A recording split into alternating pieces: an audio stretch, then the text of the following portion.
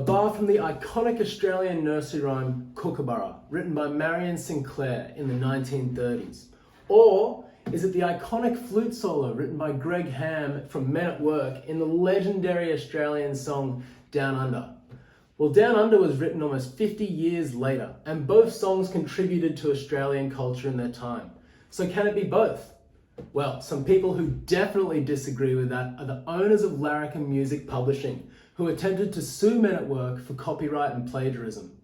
This led to a mountain of bad publicity for them, and the case also ended up acting as a catalyst for artists pushing for reform on Australia's copyright laws, claiming that they're too restrictive. But let's start off by taking a look at the background of this case and what makes it so interesting. Kookaburra was initially written by Marion Sinclair in 1934, a school teacher who wrote it for a Girl Guides competition, and then later on simply handed the copyright over to Larrikin Music.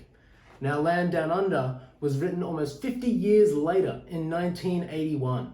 The song was an instant classic hit, and yet Larrikin Music didn't even realize that the flute riff may have been plagiarized until it arose as a question on popular ABC television show Spicks and Specks in 2007, 26 years after the song was initially released. Let's take a look at the clip. Next question worth 2 points. Have a listen to this. Name the Australian nursery rhyme this riff has been based on, as well as the name of the man playing it.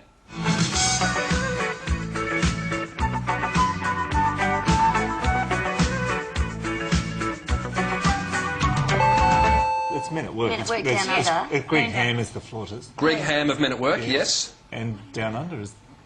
No. We don't know the rhyme. That riff has been based on a nursery rhyme. All right, I'll give you one more listen to it. This bit especially.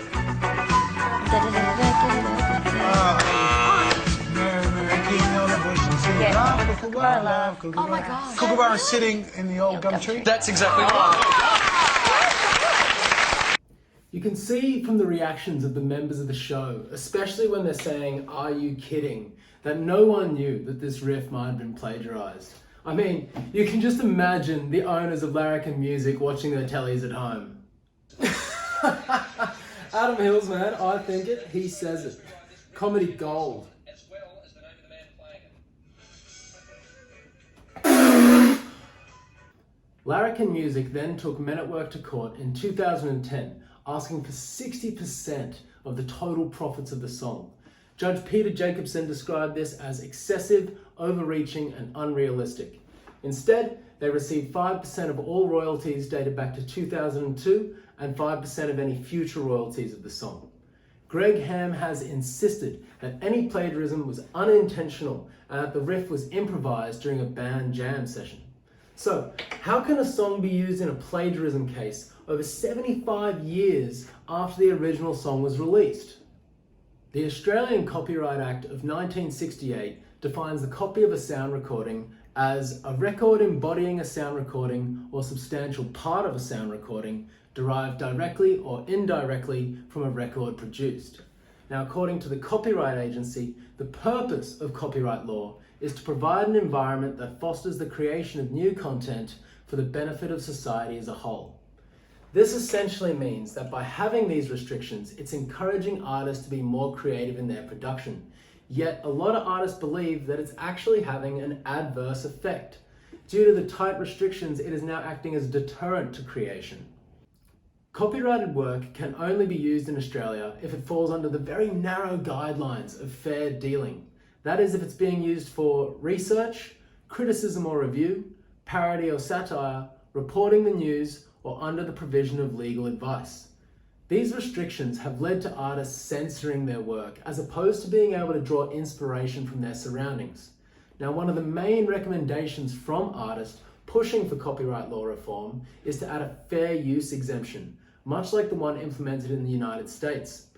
Such an exemption would allow courts to excuse copywriting that isn't harmful to the initial creator.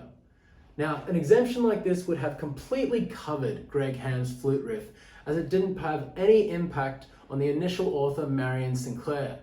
She would have presumably heard Down Under in the last years of her life and either didn't care or also just didn't even realize.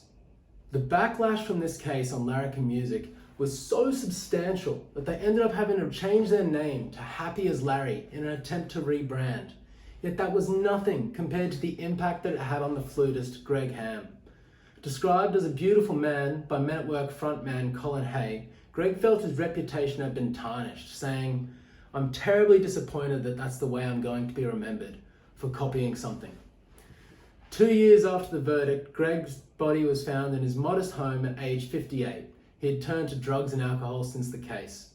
Men at Work drummer Jerry Spicer described the case as just another nail in Greg's coffin. Now, many artists are still pushing for reform on Australia's copyright laws, including Michael Leunig, who in the documentary produced about this case, titled "You Better Take Cover," said, "A quotation or a tribute or a homage, if you like, where you quote from the culture you grew up on, is entirely natural, spontaneous, and proper. It reinforces and celebrates culture. It's culture making. I grew up on that song. At school we sang that song day and night. It belonged to us all." This just further highlights the need for reform in our copyright laws to allow artists true freedom of expression and draw inspiration from their culture and surroundings. Thank you.